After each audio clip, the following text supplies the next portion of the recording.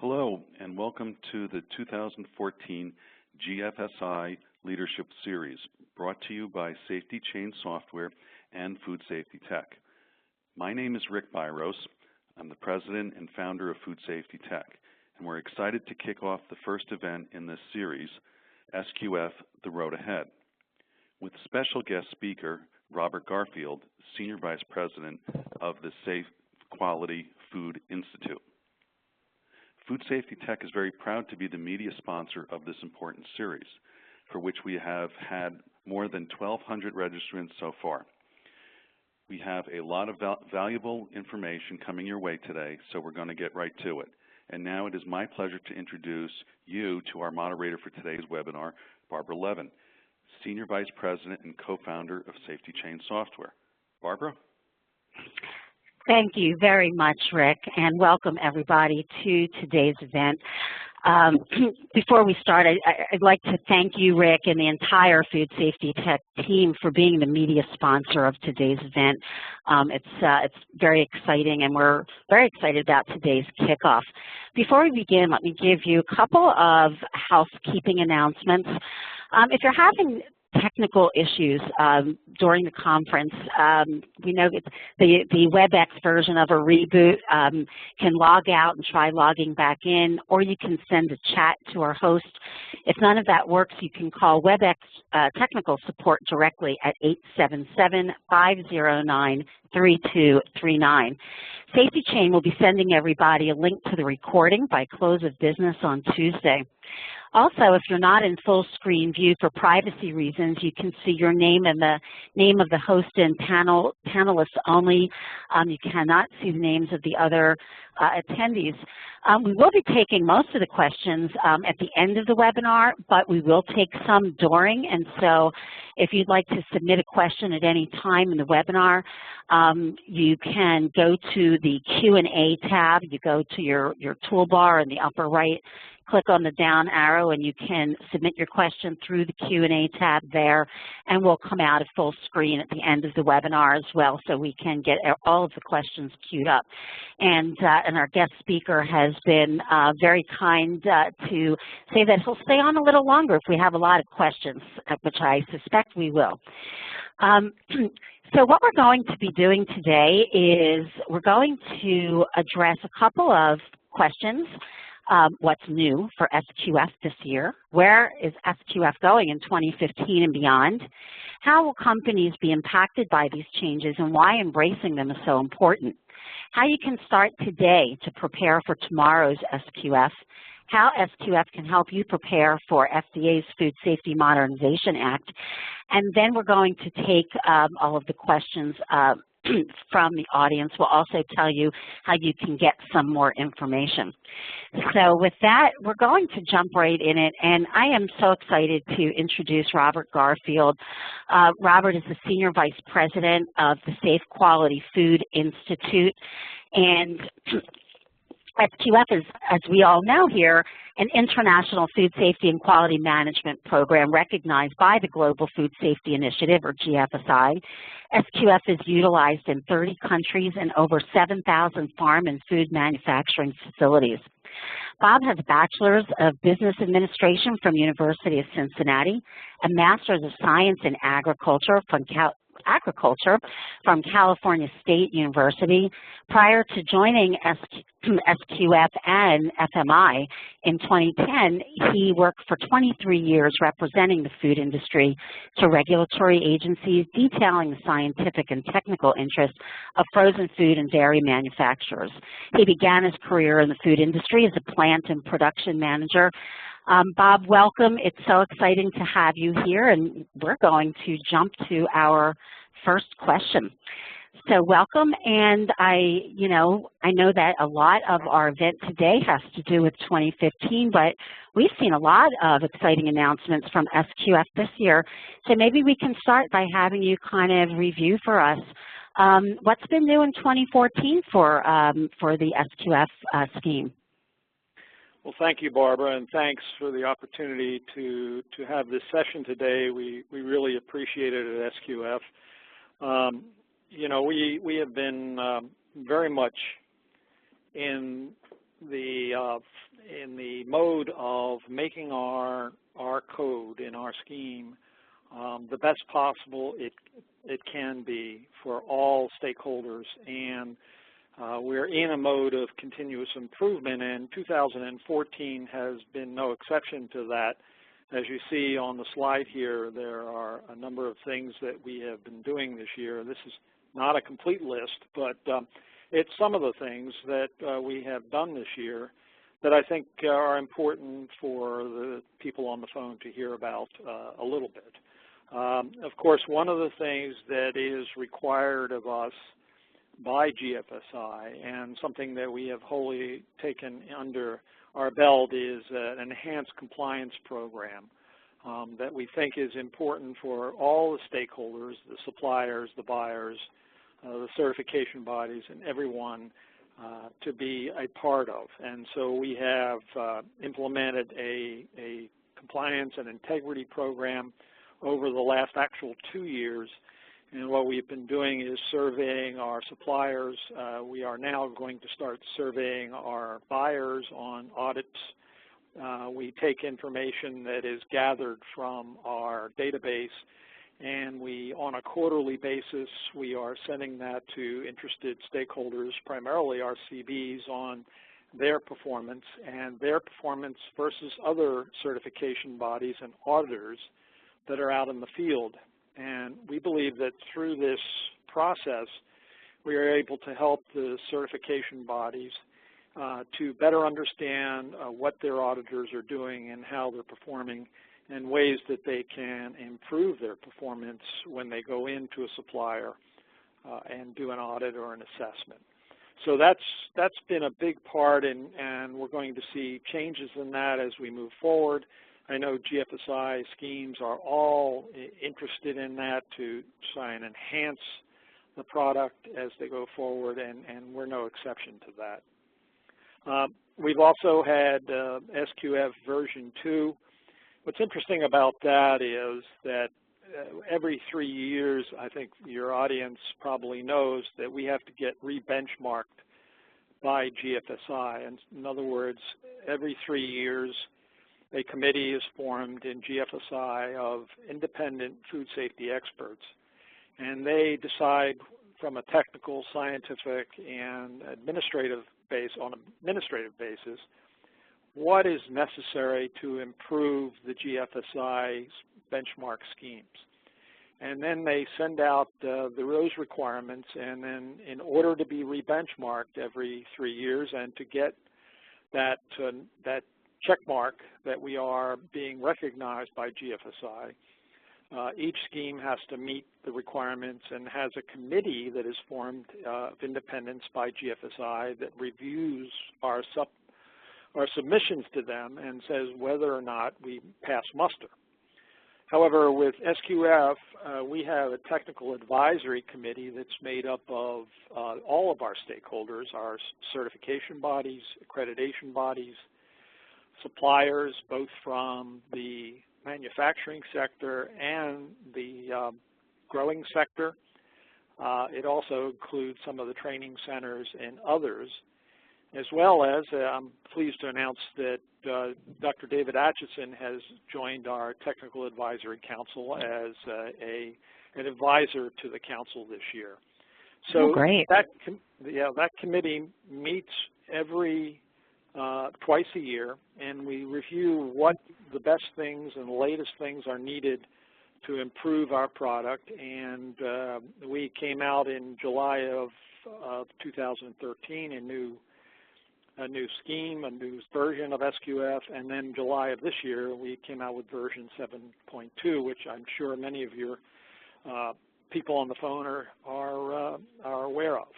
Just a few other things that are here that I'd like to touch on.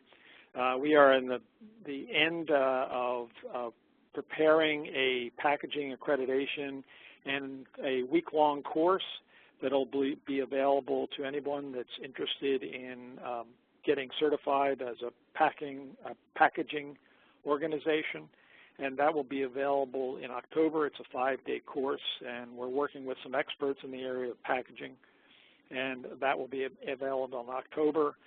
At the end of the year, we are going to have a quality course that will be available to folks that are interested. And of course, we've already started and we've already had our training organizations have the advanced practitioner course, which we think is very valuable to suppliers for the practitioners in each facility to better understand how to use the SQF system. We've done a number of learning lunches similar to what you're doing here on this webinar. We've done 6 so far this year. Our goal is to do 12, and that would be 1 every month.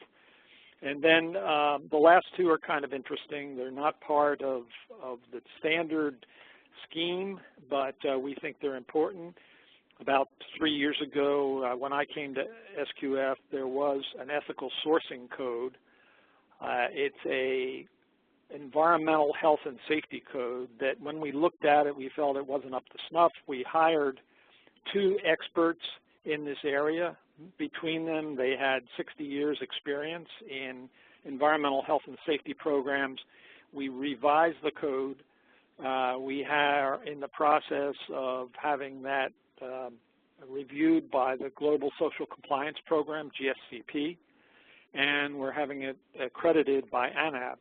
And that will be introduced in November and should be an interesting new addition to the SQF products. Lastly, but not least, we've been involved in what we call the College Auditor Committee. And this is a group of academics led by Bob Gravani out of Cornell and several others.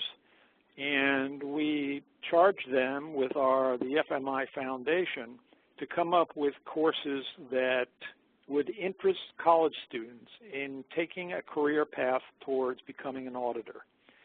And coupled with that, the foundation is offering scholarships to interested students. We had 3 of them last year, and we already have double that number and probably more for this year.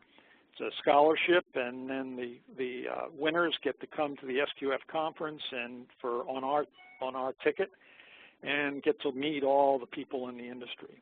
With that, we're also going to be conducting a webinar next month that was put together by our College Auditor Committee that will be made available to students throughout the country in food science and agricultural schools.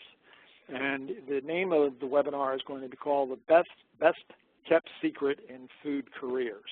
So we're very excited about this committee, and we are looking for big things in the future to develop new areas that we can offer to students to understand better about auditing and the career expectations that they may see if they decide to go down that path. So that's about it. That's a mouthful for this year. There are certainly other things, but that sort of is the large picture as we look at it. Well, it's a lot of great things. And I think everybody's been following that. And we do have a question from our audience. And we knew we weren't going to get past the first slide, right, Bob? Marianne is saying, can you give us some information on the unannounced audits that SQF announced this year? When will we have to comply, and what's the rationale behind them? I'll be happy to. Well, first the rationale.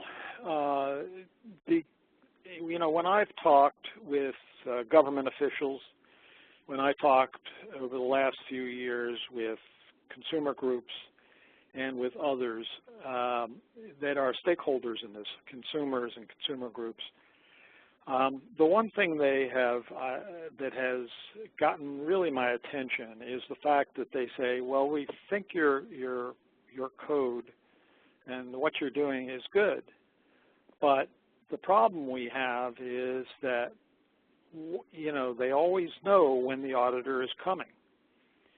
And even if a facility isn't preparing for that auditor to be in their facility, the perception is that these are the fox watching the hen house, and that every time that an audit occurs, the facilities are preparing for the auditor to come.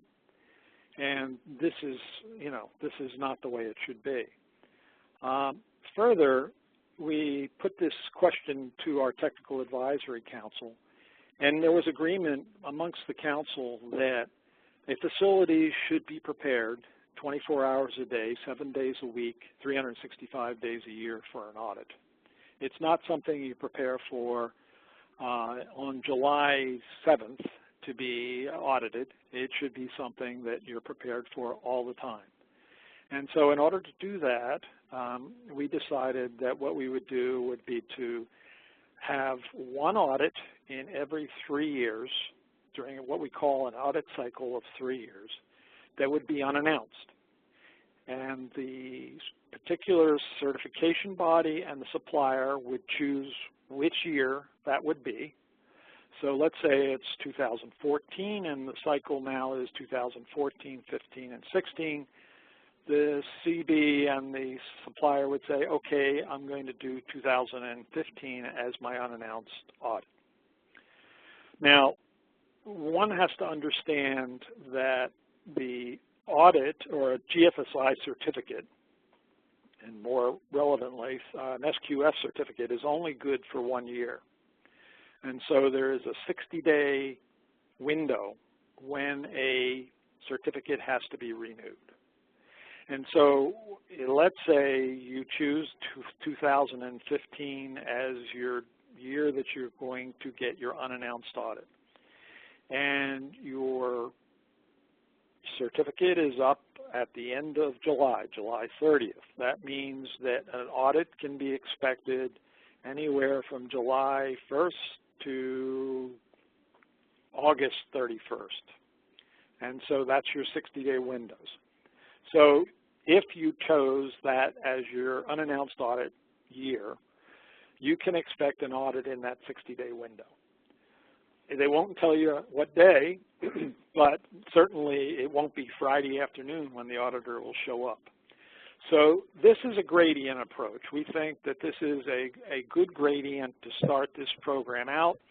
I can tell you that governments, the U.S. government, other governments around the world are looking at unannounced audits or unannounced inspections for their programs. I can also tell you that many of the suppliers I've talked to, companies that have their own suppliers, actually do all unannounced audits for their suppliers. So it's not unexpected. It's something that we believe is going to be coming down sooner than later, and it'll be coming down more and more as we move forward. And we want to get people used to that. So we started on this gradient, 1 out of 3, within that 60-day windows, to start people to start thinking about unannounced audits in their program. Great. Thank you very much. It makes a lot of sense.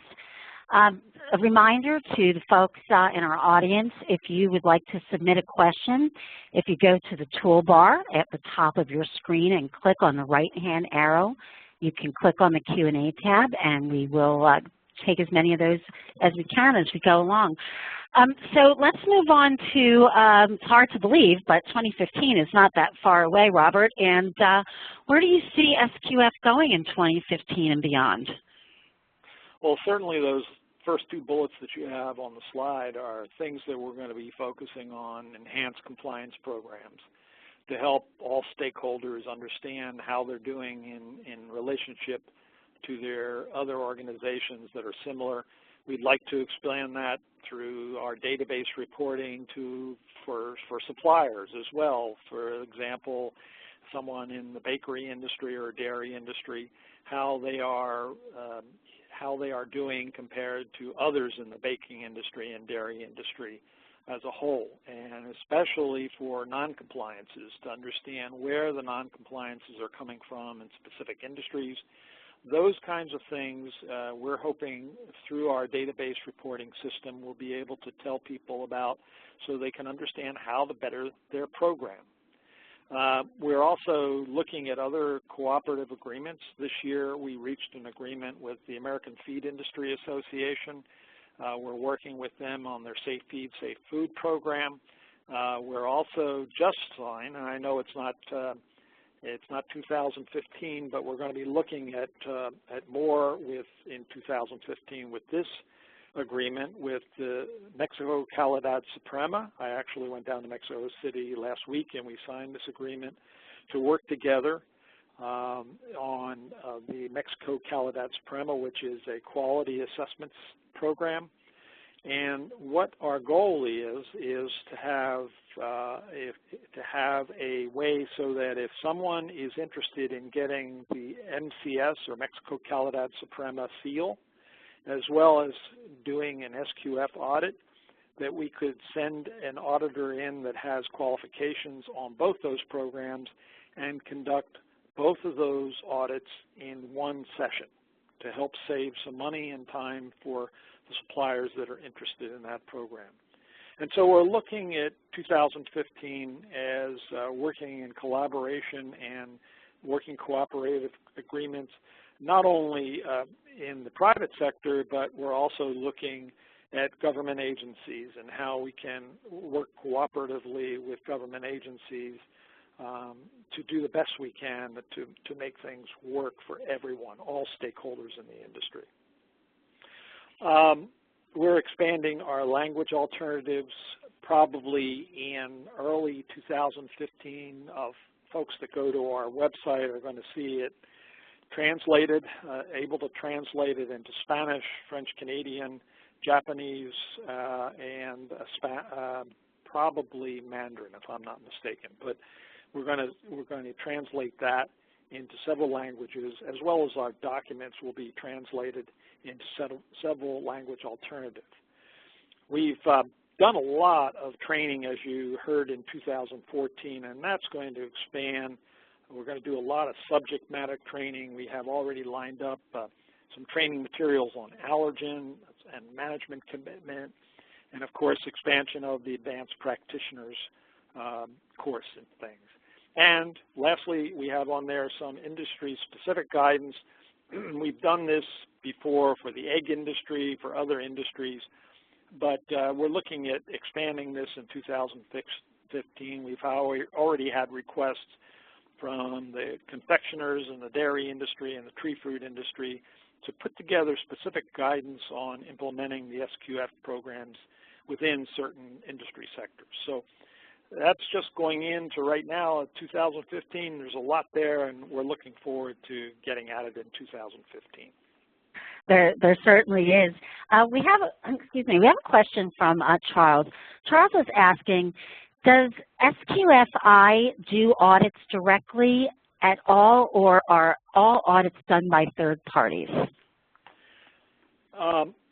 We do not do any auditing.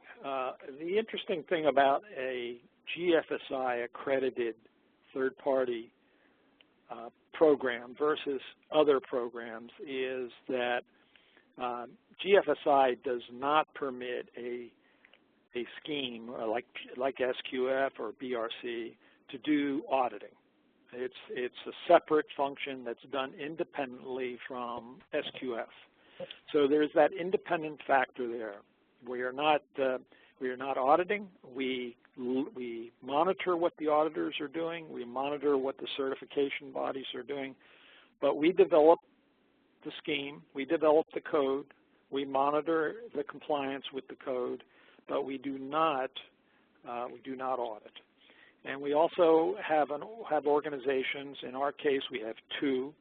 One is called ANSI, and the other one is called JAZANS. And they also are independent from SQF, and we utilize them to oversee the certification bodies as well. And independently, each year, they audit ANSI or JAZANS, depending on where the certification body is. They will actually go in and audit each certification body, independent from us and independent from the certification bodies. So you can see that in this process, what's different from a GFSI program is that there's this independence from all the parts, so that no one can say that we're in collusion with the certification bodies, we're auditing, and we're also developing the standards. That can't be said about a GFSI program. terrific. Makes a lot of sense. Question from Heidi, Robert. She's asking, can you elaborate on the work that SQF is doing with AFIA? What will this mean for the Safe Feed, Safe Food standards? Will the requirements for Safe Feed, Safe Food change? Well, first of all, what we're doing with AFIA is that we are administering their program through our database management system. They are doing the promotion of Safe Feed, Safe Food. Basically, it is up to AFIA if they want to change their program. It's not an SQF program. But we are working with AFIA to ensure that when a facility wants to switch over from the Safe Feed, Safe Food program to SQF certification, they can do so seamlessly. There are differences, some differences in the two programs. They're fairly similar, but there are some differences. And so it's up to Safe Feed, Safe Food and the AFIA technical team to decide what they want to do to change the Safe Feed, Safe Food program. But I will tell you that Safe Feed, Safe Food is most likely going to have a seat. One of the feed or industry organizations is going to have a seat on our Technical Advisory Council this year, and they will advise us and talk to us about specifically additions that we need to do to the SQF code as far as feed, that's the feed scope that we have, and what we need to do to make it scientifically more sound and up to date as we move forward. So it's a two-way type of cooperative agreement, but basically the Safe Feed, Safe Food program operates independently. Great, thank you. Let's go on to our next question. You know, we've been speaking about a lot of change, and you know, while I'm sure most people would rather not have a lot of change, we all know that it's a part of life.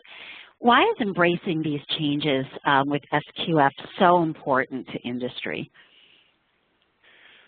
Well, embracing the changes is critical for the industry to do everything that it can to ensure that the products are as safe as possible. There is no magic bullet here.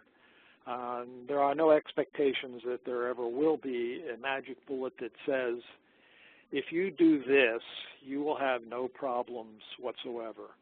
But embracing the changes as we move forward is so critically important, and I like to put it this way. It helps the CEO of the company sleep better at night. And it does that because that CEO knows, the management team knows that they're doing everything they possibly can to protect their product, and most importantly, to protect their brand names. And so all of these changes that we've been talking about, unannounced audits, more compliance, the technical changes that we came up, for example, last year we came up and required environmental controls in high-risk food plants. All of those changes are to make better internal controls for the company so that it reduces the chance of a mishap and a recall. But it's all about, you know, internal auditing, better integrity and compliance, more thorough guidance, those kinds of things that will help the industry to do a better job at food safety management. It's all about food safety management, and it's all about the industry stepping up to the bar and making sure that they do everything that they can.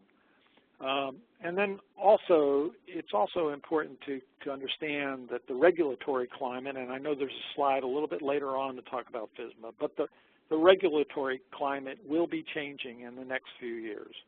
And it's going to be more and more critical for companies to meet those requirements. And believe me, there's a lot there. I'm sure the audience has has been actively looking at what the proposals are. And we're going to see these changes in 2015, probably starting in October, when they're expected to publish the final rules. So there's a lot that is going on, and the industry needs to embrace those changes now before these rules are finalized so that they're prepared when those rules go into effect, probably in 2016, 2017, or 18, depending on the size of their company. Sure. We have a question from James. James is asking, is the food service sector embracing SQF to monitor their audits of both their suppliers and restaurant environmental audits? We actually do audits. No, we don't do the audits, but CBs use our code to do audits for suppliers for companies like McDonald's and others. So yes, they do. And as a matter of fact, McDonald's is on the GFSI board, serves on the GFSI board, so the food sector category is also involved. Okay, great. Let's move on to our next question. You know, there's so much going on, these changes. You mentioned some of the changes going on in the regulatory environment, and you know, obviously waiting until the last minute is wrong for so many reasons. What can companies start to do today, Robert, to prepare for tomorrow's SQF?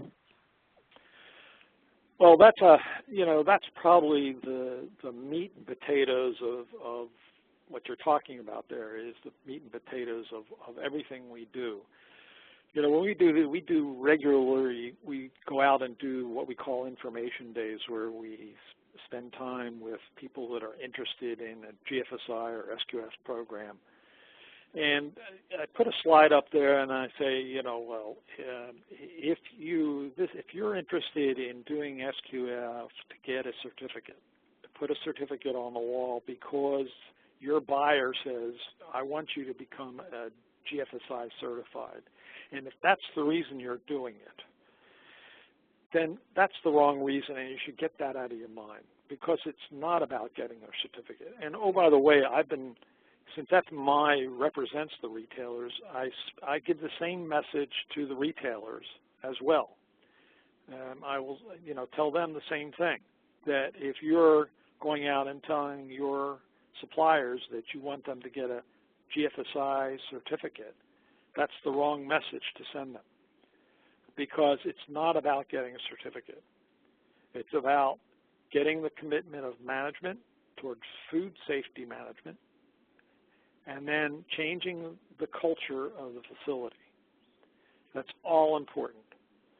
If you do those two things, if you get commitment from the CEO all the way down through the guy who's operating a machine on the floor to commit to food safety management, and then change that culture to one where food safety management is one of the top important, if not the most important issue for the company, you'll do wonders for the company. And it's been proven time after time again that if you start doing that today, and you start working on that today, and you make that commitment to that, that you can do great things for your company, not only from recalls, reducing recalls, but for the overall operational status of the company, the way you operate, the controls you have in. Everything can change if that commitment is made. So I think you need to start today. I already mentioned the regulatory proposals and what's coming down the track. We all know that. You need to start today to do all that. Thank you. A very front of mind question for everybody here is FDA's FSMA, and how can SQF help companies prepare for FSMA? Well, I hope the folks on the phone have had a chance to look at the proposals. And oh, by the way, if you're interested, on the SQF website, we had Dr. Atchison and his firm independently. We didn't tell them what to find, but we told them that they should do a comparison between the SQF code as it stood and when they did the comparison last year, and the preventive control rule on the manufacturing side, and the produce rule on the produce side. And so that information is on the SQF website under, I think it's on the documents section.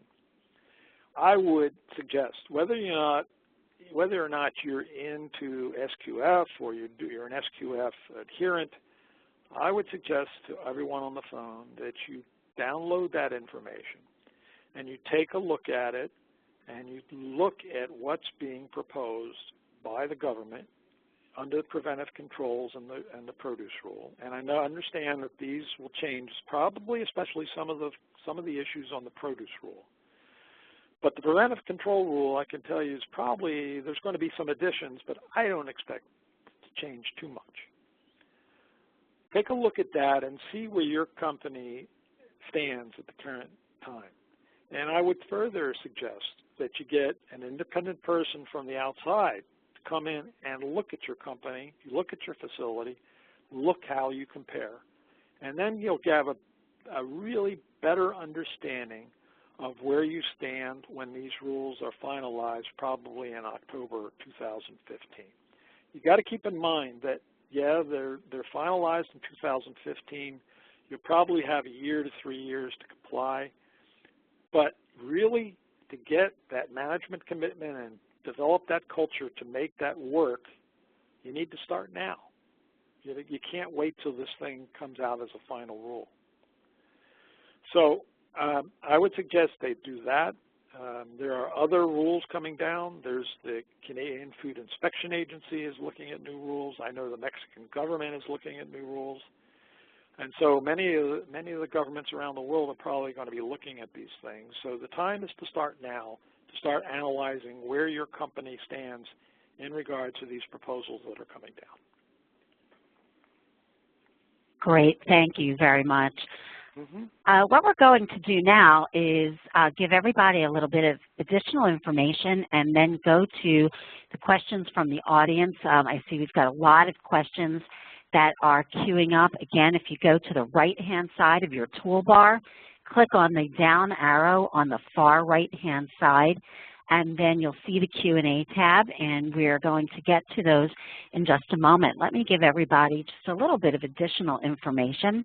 If you would like any more information on SQF, you can go to their website at SQFI.com. There's a lot of fantastic information, very in-depth information, some of which Robert just spoke about, like the FSMA comparison from Dr. Atchison, much more. Also, there's a lot of information about the annual conference, which is going to be October 28th through 30th in Orlando. And so if you would like to attend that conference, you can find that information there. If you'd like any more information on how SafetyChain can help you automate a robust GFSI and SQF program, or if you didn't receive your complimentary white paper that you were to receive by registering for this webinar, you can contact info@safetychain.com or go to our website for additional information on our solutions. And last, we are very, very proud here at SafetyChain to be a sponsor of Food Safety Tech's Food Safety Consortium. If you haven't been to this event before, it's multiple food safety and quality assurance conferences in one event. There are plenary sessions, case studies, workshops. We're going to be having a fabulous case study with one of our customers, Atkins Nutritionals.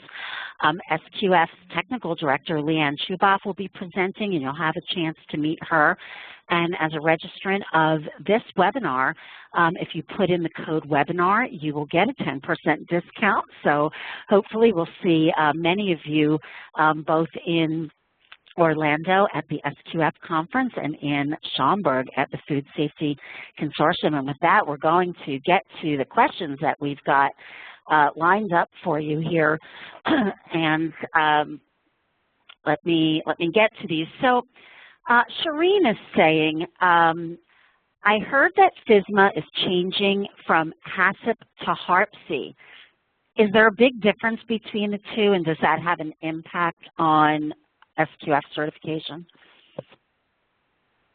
Well, I have to admit, I am not familiar. I mean, I'm first of all, I'm not on the inside of FDA, so I don't know what their thinking is on this. But I would have to take that question back to my technical people, especially Leanne, as mentioned here, and ask her that same question. So if you give that information to Barbara, I will take that back to her, and we will get you an answer to that. Great, thank you, and I will make sure that that happens. Excuse me. Barbara's asking if you can describe how individual suppliers can certify advanced SQF practitioners. Well, it's not the advanced practitioner course is offered by, we have about 27 training centers.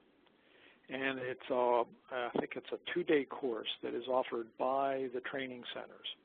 And at the end of the course, there is, I believe, there is an exam and a certificate that you can get for completing the course.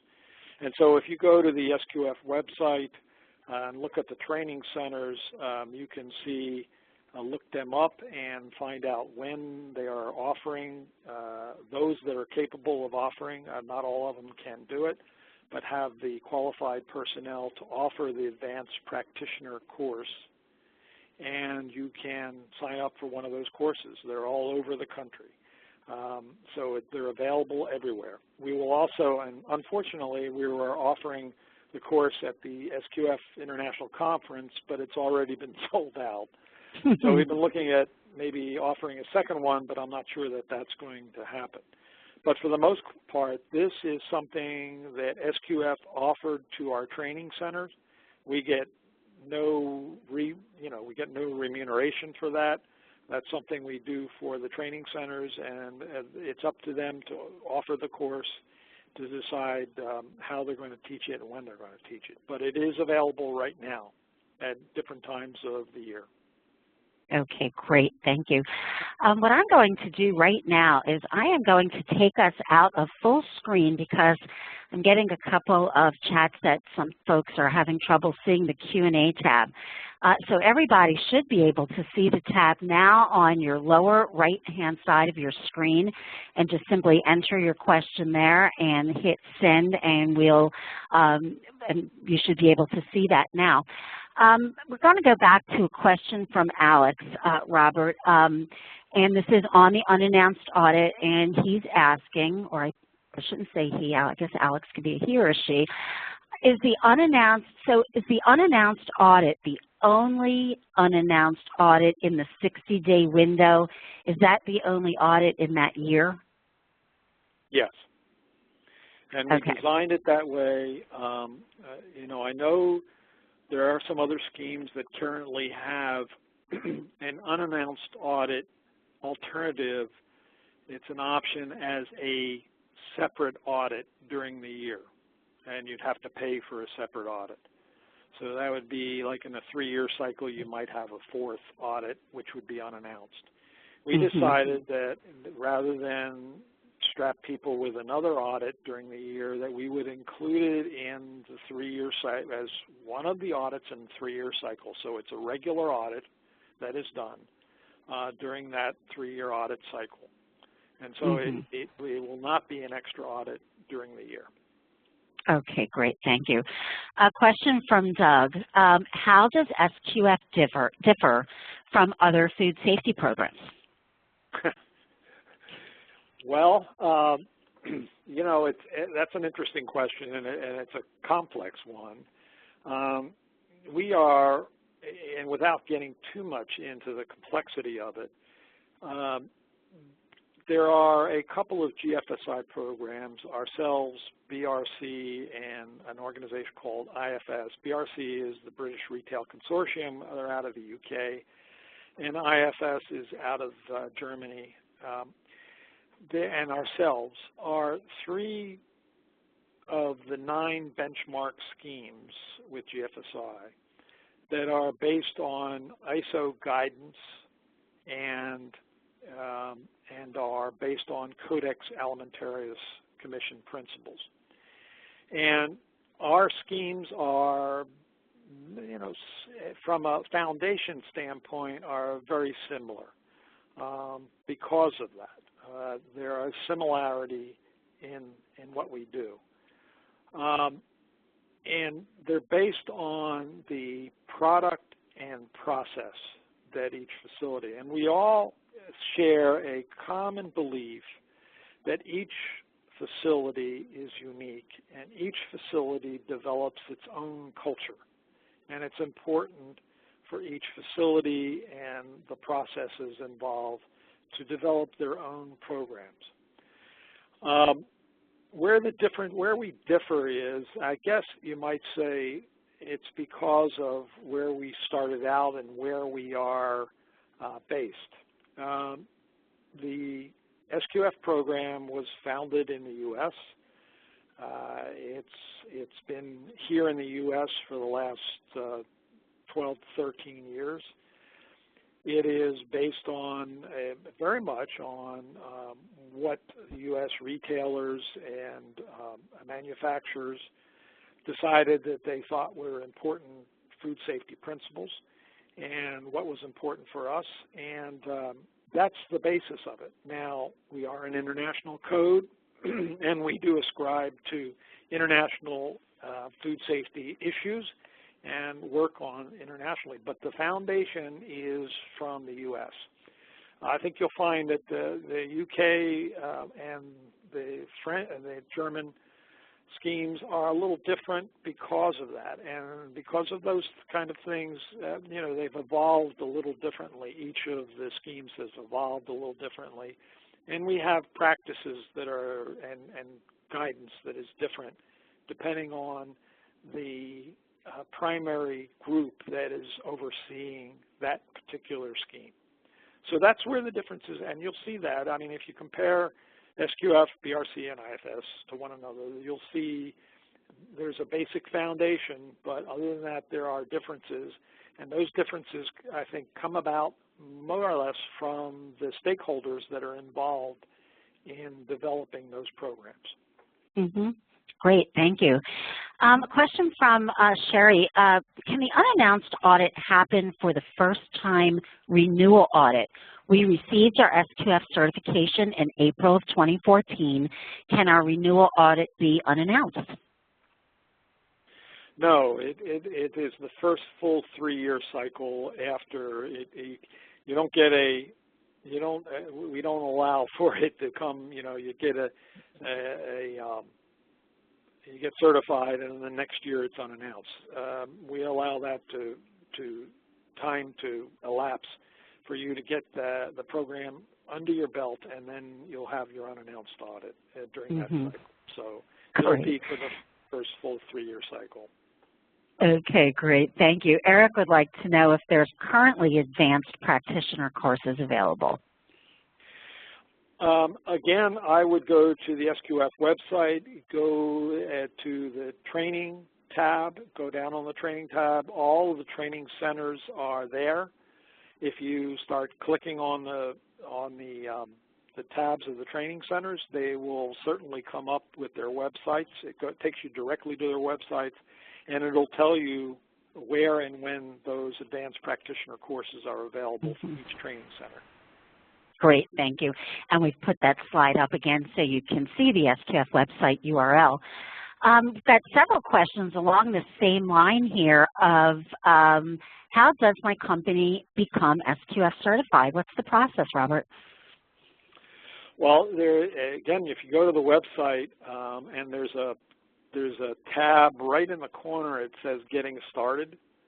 And that'll take you through the process of getting SQF, what you have to do to get SQF registered. That's the first step. You become SQF registered. It'll take you through that process of registration.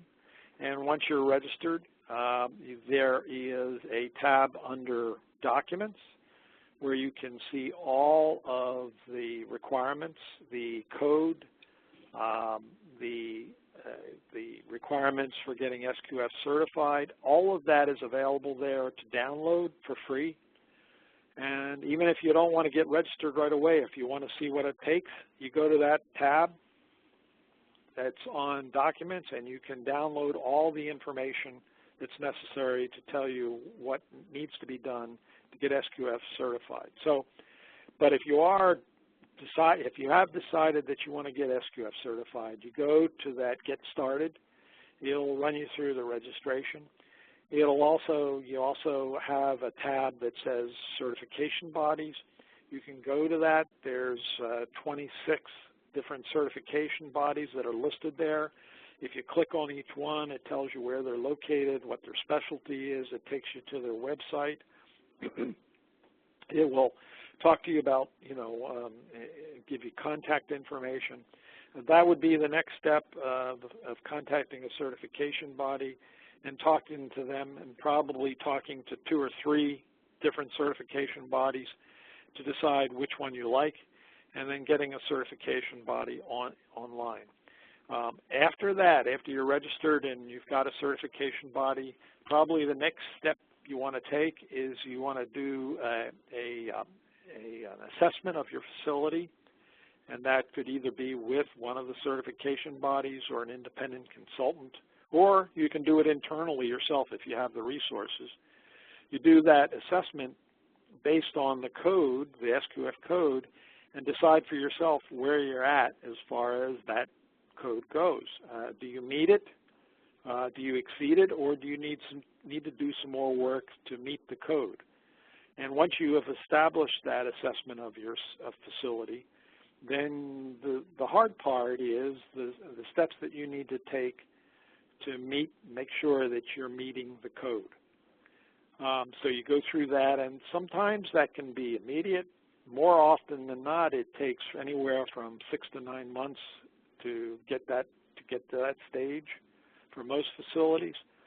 Once you've established that and you feel comfortable as a management that you're ready, then the next step is to bring in an auditor and do your audit to get yourself certified.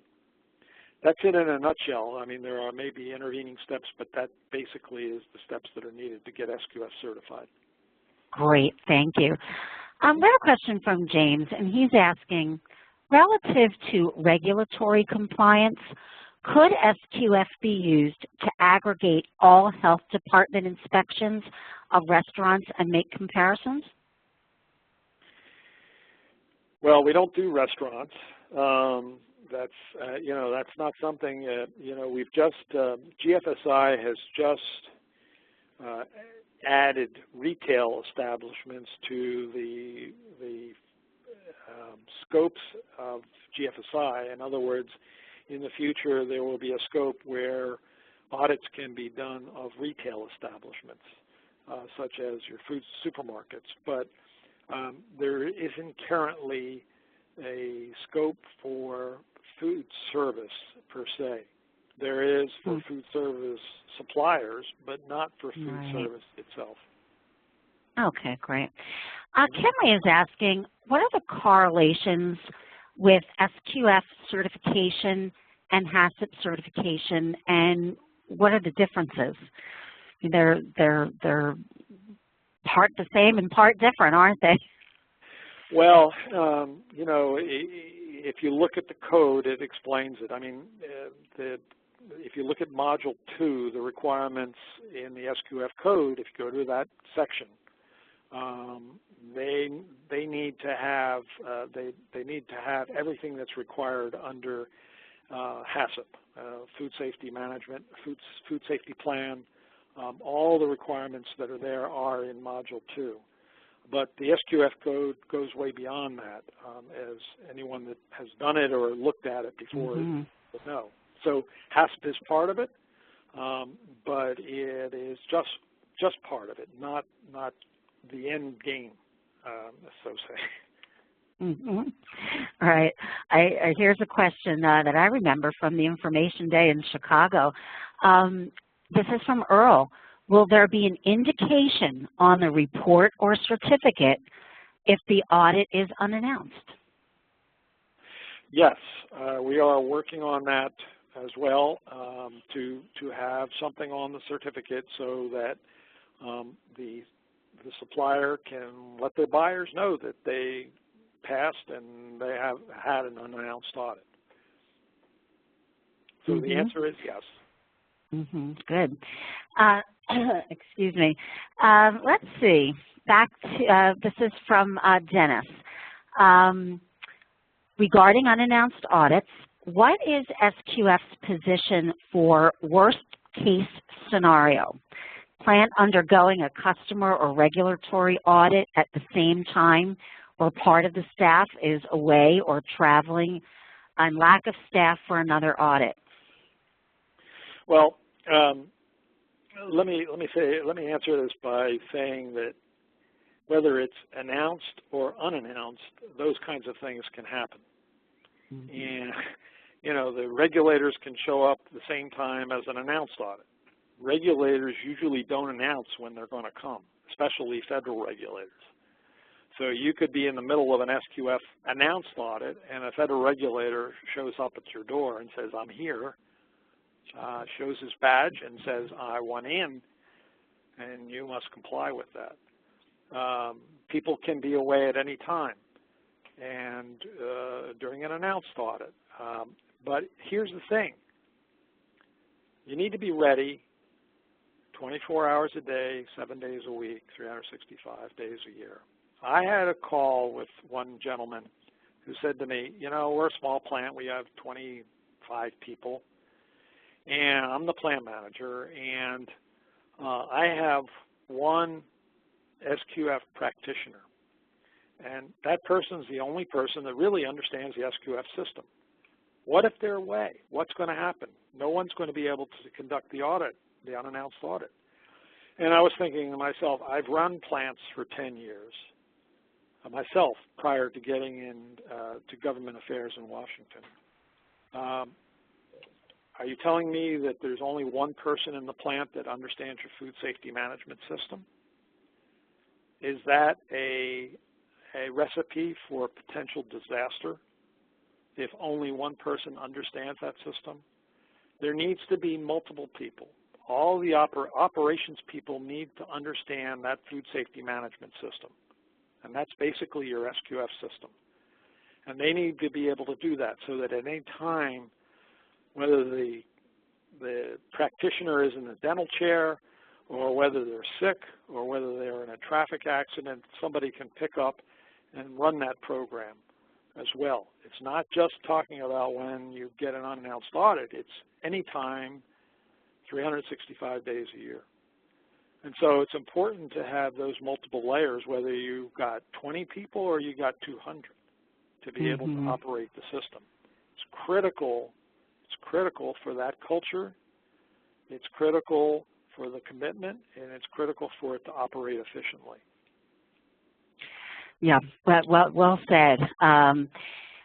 Let's see. We are at the top of the hour, and for those of our attendees that are having to leave, I'd like to take a minute to thank you very much for joining us today. We hope you found the information valuable, and we hope to see you in either Orlando or Schaumburg, or hopefully both. We do have some additional questions. I see a lot of very technical questions. I'm going to gather those up to your suggestion, Robert, and get those to Leanne, and we'll get some of those. But we do have a few more, so we will stay on. But if you are leaving us to go to another meeting, have a great weekend, and thank you so much for joining us. And we're going to just jump back to get to a couple of additional questions. Brian is asking, Robert, are there changes forthcoming in the SQF code specifically around allergen control? Well, we've been at that for, you know, allergens are the #1 area of recall, and we've been focusing on that for some time. there are requirements in the code on allergen management, but that's something that we are continually looking at. In fact, we're planning to do an allergen learning lunch very soon, and we continue to be a hot topic at the conference.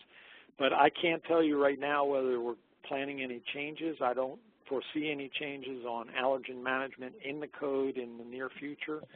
But again, as the science and the technology continues to evolve, we'll be looking at that, and potentially it could change if we see something and our technical advisory council says, yes, there is a need for a change in the code based on allergen management. Great. I love this next question. We hear this frustration from some of our customers as well. Bart is saying, despite being SQF certified for 3 years, we still have several customers who still insist on coming to our facility to do an audit. Shouldn't SQF certification preclude this? You go first. I would hope so, but we live in a world that each company has their own thinking on this. I can tell you, when I talk to retailers especially, the retailers that I know for the most part are reliant on the SQF. If they have an SQF certificate, that's enough for them, but not everybody. There are some retailers and there are a number of manufacturers who feel that that's not enough. They need to add something, or they need to do their own audits, and they continue to do that. It is an issue. I think part of the problem, part of the reason why they do that is they're not convinced that putting an SQF code in effect, that the management commitment, the things I've been talking about today, the management commitment and the culture has changed enough to convince them that that facility is really playing 100% on food safety.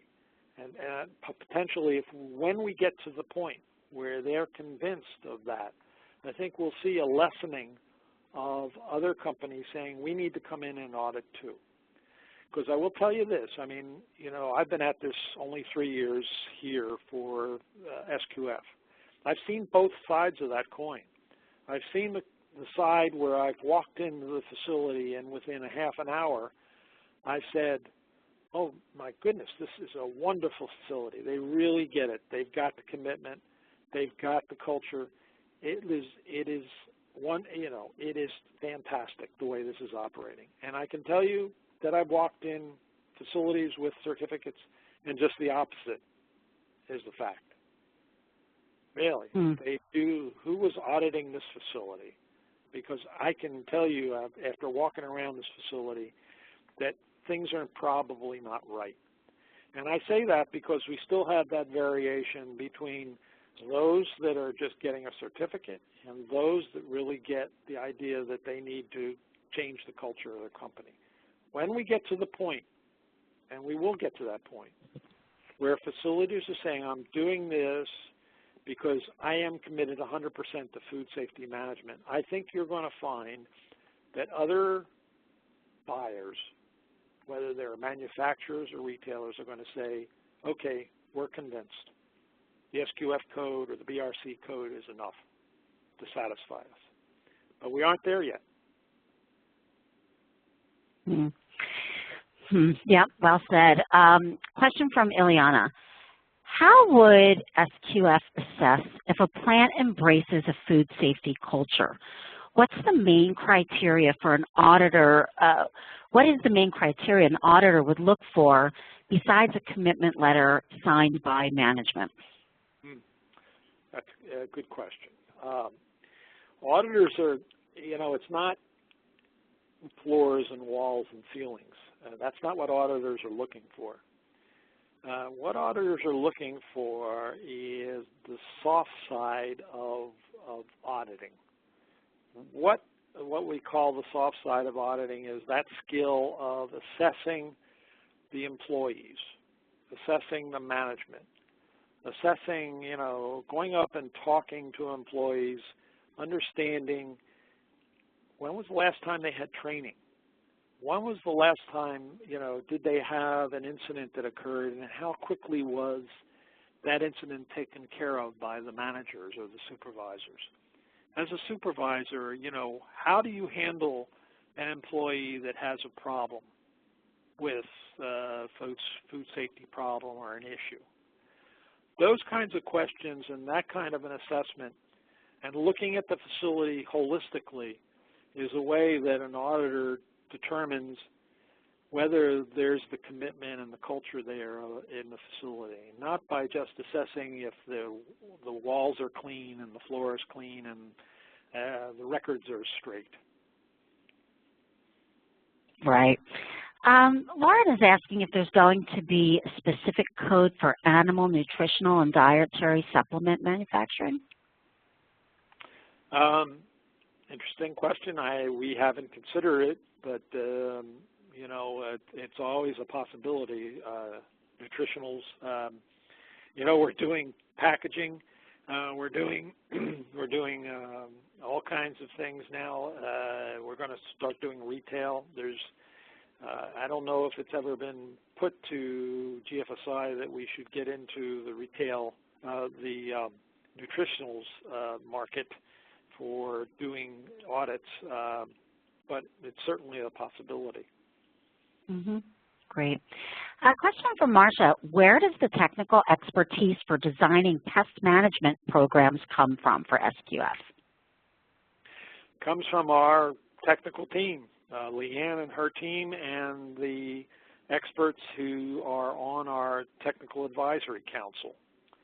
And I can tell you, whenever she has a scientific or technical issue that she has to address, if we don't have the expertise in-house, she will get outside experts from either academics or from industry to help us and form a committee to decide those kinds of things. Great, thank you.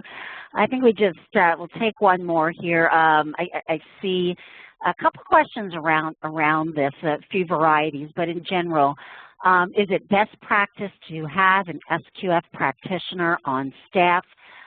What are the benefits to that? And there's another question saying an auditor said that wasn't a requirement, but what are the benefits? Well, it is a requirement for the SQF code, under the SQF code, to have a practitioner or a person that understands and can deal with the SQF code. And in fact, in an audit, the auditor evaluates the practitioner, and you can get a minor, at least a minor, if the practitioner really doesn't understand the system. That's not saying that you have to you have to go to a practitioner course. That's not required. You don't have to get a certificate. You don't have to go to the advanced practitioner course. You can do it on your own. You can have a person that's got the scientific and technical capability and understands the code to call themselves an SQF practitioner, but you have to have a person on staff, at least one, that understands your food safety management system. And that's a requirement under the code. So again, it doesn't have to be an official quote-unquote practitioner that has gone to a course, an SQF course, practitioner course, and has done the course. Great, thank you. Well, I think that we've gone well over. With that, we'd like to again thank everybody for your participation, for all these fabulous questions. We'll be getting that recording out to you by end of day Tuesday. And a very, very special thank you to our media sponsor, Food Safety Tech. And of course, Robert, to you, thank you so much for joining us. This has been a fabulous kickoff to the series, very informative, and we'd like to thank you very much. Have a great day, everybody. Bye-bye. Bye-bye.